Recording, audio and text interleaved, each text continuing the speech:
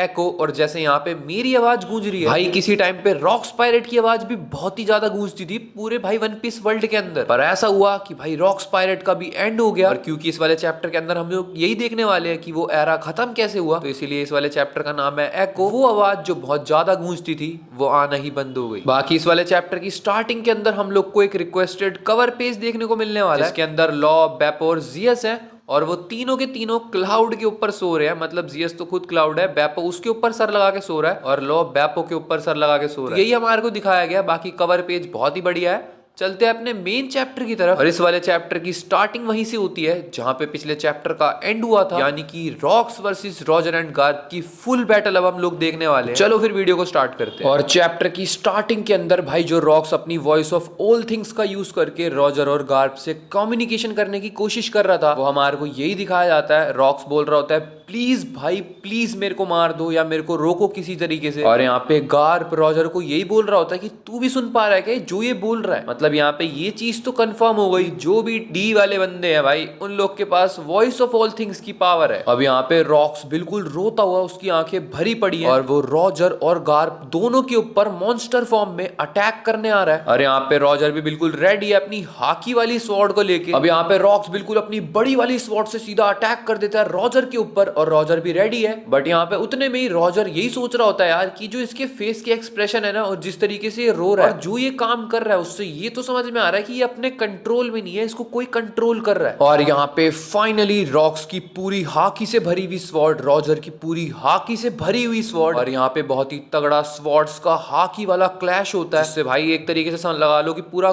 God valley हिल चुका है। और क्योंकि रॉक्स और रॉजर आपस में बिजी है, तो इतने में गार्प भाई अपने आप को एक्टिव करता है, और वो रॉक्स के मुंह पे दे की पंच मारता है, उसके अंदर भी हाकी भरी पड़ी है। तो तुम सोच सकते हो हमारे को यहाँ पे हाकी का बहुत ही नेक्स्ट लेवल दिखाया जा रहा है। यहाँ पे गार्प का पंच इतना तगड़ा था कि रॉक्स का मुंह देखने वाला है भाई पिचक गया शायद। अब यहाँ पे एक तरफ रॉक्स रॉजर से फाइट कर रहा था, दूसरी तरफ गार्प ने मुंह पे घूसा मार दिया है हाकी से भरा हुआ। बट यहाँ पे रॉक्स को इतना तेज गुस्सा आता है, उसके अंदर से एक ऐसी तगड़ी हाकी का अटैक निकलता है कि वो अपनी स्वॉर्ड को पूरी जान से घुमाता है, और यहाँ पे रॉजर और गार्प कीड़ों की तरह हवा में उड़ रहे हैं। वो दोनों के दोनों पहाड़ के अंदर घुस जाते हैं, और ये लगा लो पहाड़ तक टूट चुके हैं। तुम समझ सकते हो रॉक्स के आगे इस टाइम पे रॉजर और गार्प कुछ भी नहीं लग रहे। हम लोग को रॉक्स की भाई ऐसी पावर स्केलिंग दिखाई जा रही है, सोच भी नहीं सकते कि वन पीस के जो टॉप टियर के कैरेक्टर्स हैं उनको भाई पहाड़ों में फेंक दिया जा रहा है जैसे वो कुछ है ही नहीं। और यहाँ पे ये वाला जो रॉक्स का अटैक था, इससे पूरा का पूरा गॉड वैली दहल चुका है। मरीन्स वाले और जो भी बंदे आपस में थोड़े बहुत बचे भी हुए हैं, सबकी फट चुकी है, और यहाँ पे सब घबराए पड़े हैं। रॉक्स के अटैक की इंटेंसिटी इतनी ज्यादा थी कि जो बादल आसमान के अंदर है वो तक कट चुके हैं। और यहाँ पे जो भी लोग गॉड वैली के ऊपर है वो लोग यही बोल रहे हैं अगर अब नहीं निकले ना भाई तो ये लगा लो कुछ भी नहीं होगा, हम यहाँ पे ऐसे ही दफन हो जाएंगे जल के। इतना प्रेशर है भाई रॉक्स के अटैक का, हाकी तक नहीं झेल पा रहे। अब यहाँ पे रॉक्स पायरेट्स के अंदर यही बात हो रही है कि भाई फटाफट जो भी बचे कुछ हो निकलो यार यहाँ से, कहाँ है रॉक्स की शिप। बट यहाँ पे शिकी बोल देता है कोई वापस नहीं जा रहा, क्योंकि रॉक्स पायरेट अब हिस्ट्री बन चुके हैं। मतलब यहाँ पे शिकी ये डिक्लेयर करना चाहता है कि कोई रॉक्स पायरेट वायरेट नहीं है, रॉक्स तो निकल लिया भाई यहाँ से, क्योंकि उसके ऊपर अपना कंट्रोल नहीं है, तो इसीलिए कोई हमारा लीडर ही नहीं है। तो काहे का रॉक्स पायरेट्स, अबे तुम लोग के साथ कौन काम करेगा। यहाँ पे हम लोग को दिखाया जाता है जो भी लोग हैं फटाफट से वो कोस्ट की साइड पे भाग रहे हैं, ताकि वो किसी भी शिप में चढ़ के बस बच सके। मरीन्स वाले वाइस एडमिरल गार्प को यही बोल रहे हैं कि जितने भी बंदे थे और जो भी मरीन्स वाले बंदे हैं वो सब के सब अब शिप में चढ़ चुके हैं। गार्प सर फटाफट आओ, हम लोग को यहाँ से निकलना पड़ेगा, आप जल्दी से आओ यार। और यहाँ पे रॉक्स के जो पायरेट के क्रू के मेंबर है वो भी यही बोल रहे होते हैं भाई रॉक्स भाई क्या चल रहा है। और यहाँ पे रॉजर पायरेट्स के जो बंदे हैं वो भी रॉजर से यही पूछना चाह रहे हैं रॉजर भाई क्या चल रहा है यार वहाँ पे, फटाफट आओ ना, निकलना भी तो है हम लोग को यहाँ से। तो गार्प और रॉजर दोनों के दोनों बोलते हैं कि तुम लोग निकलो,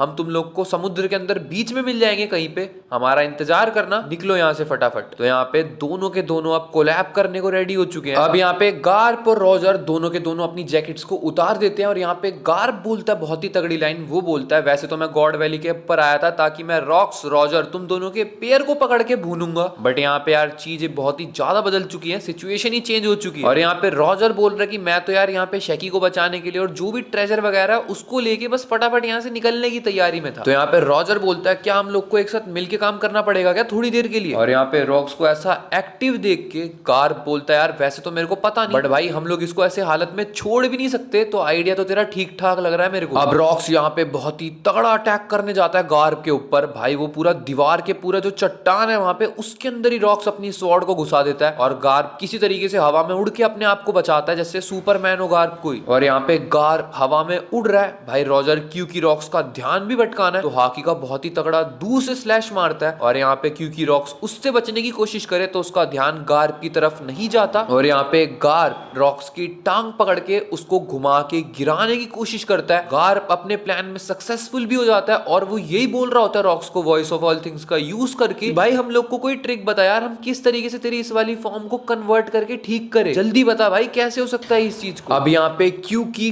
गार्प ने रॉक्स को पैर से घुमा के गिरा दिया तो रॉजर यहाँ पे बहुत ही तगड़ा अटैक करके सोच रहा होता है कि वो रॉक्स को तबाह कर देगा, बट एकदम से बहुत ही तगड़ी हाकी निकलती है। भाई यहाँ पे हम लोग को यही दिखाया जा रहा होता है कि रेलिक अभी भी शैकी को लेके भाग रहा है और वो रॉजर को यही बोलना चाह रहा है कि भाई फटाफट निकल यार यहाँ से, क्या फाइट में बिजी हो चुका है तू। और यहाँ पे एकदम से बंदा बोलता है कि भाई बहुत अजीब तरीके की हाकी सेंस हुई है मेरे को अभी अभी। यहाँ पे ग्लोरियोसा गबान के चेप हो रही होती है कि मैं भी तुम्हारे साथ चल सकती हूँ तुम्हारी शिप में, और तुम्हें लगता है वो मना करेगा। तो यहाँ पे ग्लोरियोसा इन लोग के साथ जा रही है। अब यहाँ पे बिग मॉम और कायडो का सीन हम लोग को दिखाया जा रहा होता है, जहाँ पे बिग मॉम कायडो को यही बोल रही होती है कि जो डेविल फ्रूट तूने मेरे से चुराया और जिसकी वजह से तू बहुत ही ज्यादा ताकतवर बन चुका है, तो इसीलिए तेरे ऊपर मेरा हमेशा कर्जा रहेगा और एक दिन मैं आऊंगी जब मैं तेरे से कर्जा लेके रहूंगी वहां पे। अब तो यहाँ पे कायडो थोड़ा सा बिग मॉम को रोस्ट कर रहा होता है, जिसके बाद कायडो बोलता है मैं एक बहुत ही तगड़ा सा अपना पायरेट्स का क्रू बनाऊंगा जो कि सिर्फ लड़ाई झगड़े के अंदर इंटरेस्टेड होगा, बस मार काट के अंदर। यहाँ पे बिग मॉम कायडो को बोलती है तू जितना मर्जी स्ट्रांग हो गया हो बट इतनी बात को याद रखियो कि तू मेरे को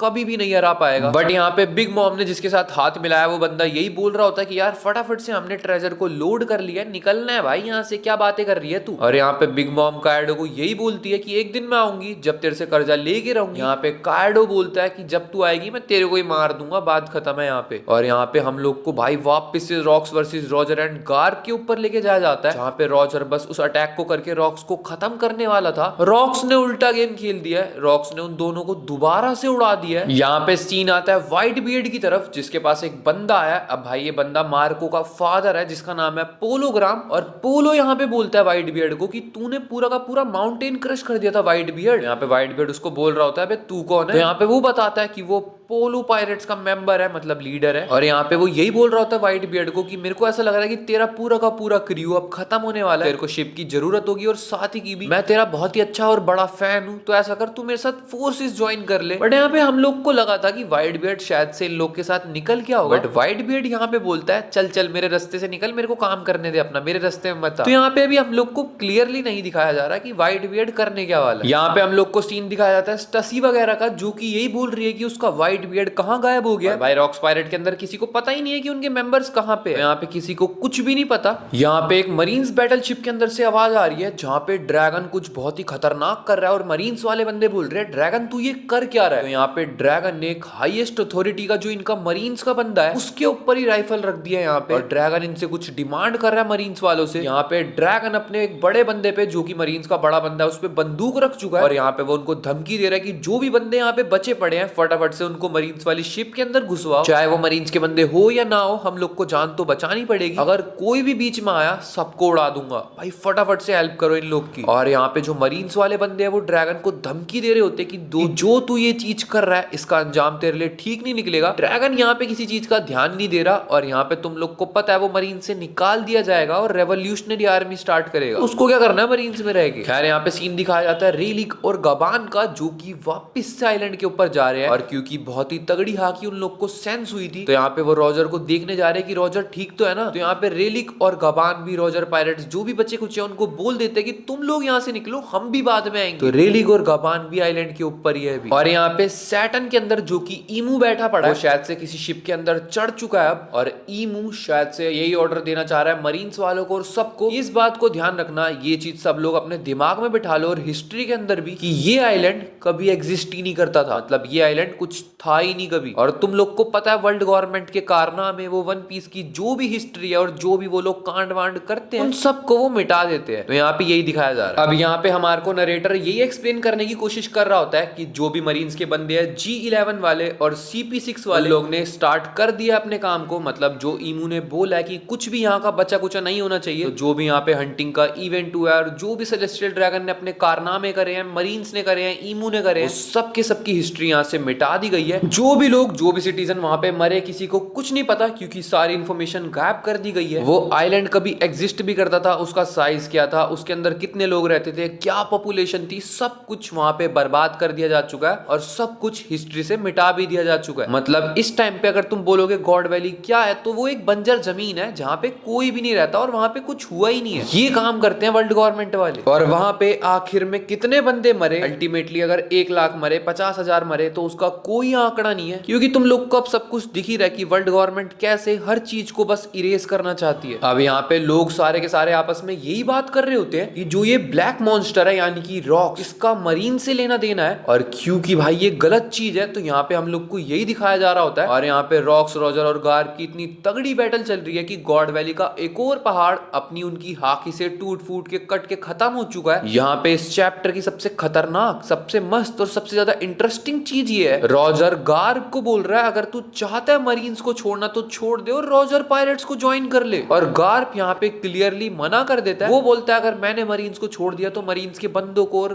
नेवी को बचाएगा कौन। तो यहाँ पे गार्प मना तो कर देता है, बट यार यहाँ पे रॉजर ने इनवाइट दिया, मेरे को बहुत तगड़ा लगा। अब यहाँ पे रॉजर गार्प को बोल रहा होता है कि ये सारा का सारा काम है वजन का। अब यहाँ पे गार्प बोल रहा होता है ये मास वजन क्या बातें कर रहा है तू ये। तो यहाँ पे रॉजर बोलता है जो नॉर्मल आर्मामेंट हाकी होती है वो डेविल फ्रूट की पावर को खत्म कर देती है, मतलब अपने अटैक से डेविल फ्रूट की पावर को रोक सकती है। बट यहाँ पे रॉजर बोलता है मैं कॉन्करर हाकी का यूज कर रहा हूँ और ऐसा हो ही नहीं सकता कि भाई रॉक्स को कुछ असर ना आ रहा हो। यहाँ पे गार्प बोलता है तेरी बात बिल्कुल ठीक है कि तू कॉन्करर हाकी का यूज कर रहा है, बट जो रॉक्स है वो भी अपने आप को प्रोटेक्ट करने के लिए कॉन्करर हाकी का यूज कर रहा है। तो गार्प यहाँ पे यही समझा रहा होता है कि वो अपनी हाकी से हमारी हाकी को काट दे रहा है, मतलब उसको कुछ ज्यादा असर नहीं पड़ रहा। तो यहाँ पे गार्प रॉजर को यही बोल रहा होता है कि हम दोनों को मिलकर एक ऐसा अटैक करना पड़ेगा जिससे हम लोग जो रॉक्स के अटैक का वजन है उससे ज्यादा डैमेज दे। वरना ये लोग आपस में यही बात कर रहे हैं कि अगर हमने इस मॉन्स्टर से फाइट करने की कोशिश करी तो ये हमारे को भाई इतने ब्लोस मारेगा कि हम लोग ही मर जाएंगे। तो हम लोग को अगर बचना है तो एक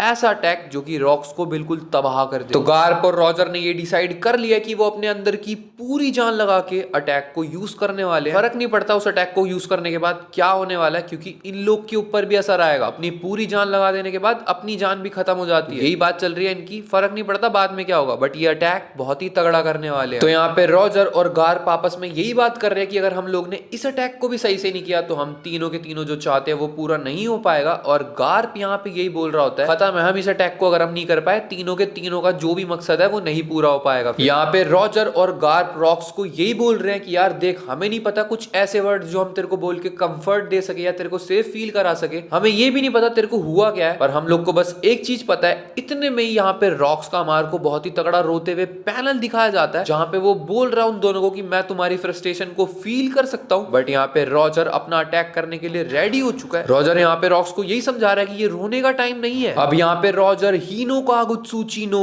एस नाम का अटैक यूज करता है और गार्प अपना इन्फिनिटम एक्सप्लोजन, जिसके बाद ये दोनों अपनी पूरी पावर लगा के एक ऐसी हाकी का अटैक दिखाते हैं जिसका सिर्फ पैनल को दिखाने के लिए डबल स्प्रेड पेज का यूज करना पड़ गया है। तो तुम समझ सकते हो ओडा सेंसे ने अपनी पूरी जान दिखाई है यहाँ पे रॉजर और गार्प, वो लोग के अंदर कितनी तगड़ी स्ट्रेंथ है। रॉजर और गार्प इतनी मोटी हाकी निकालते हैं जो कि रॉक्स को भी अब बीट कर दे। और यहाँ पे उस अटैक के बाद जो रॉक्स है वो कुछ भी उस अटैक का जवाब नहीं दे पाता। यहाँ पे रॉक्स के अंदर की जो भी काली शक्तियां हैं वो सारे की सारी बाहर जा रही है उसकी बॉडी के अंदर से। अब वर्ल्ड गवर्नमेंट ने, जैसा तुम लोग को पता है, यहाँ पे नरेटर हमारे को यही बता रहे कि अपनी पूरी जान लगा ली, उन्होंने हिस्ट्री को मिटाने की पूरी कोशिश करी, बट जो रॉक्स पायरेट है वो उनका एरा तो खत्म हो गया, बट तुम लोग को पता है वो अभी भी बचे हैं। तो उनकी जान पूरी दुनिया के अंदर गूंजी और क्यों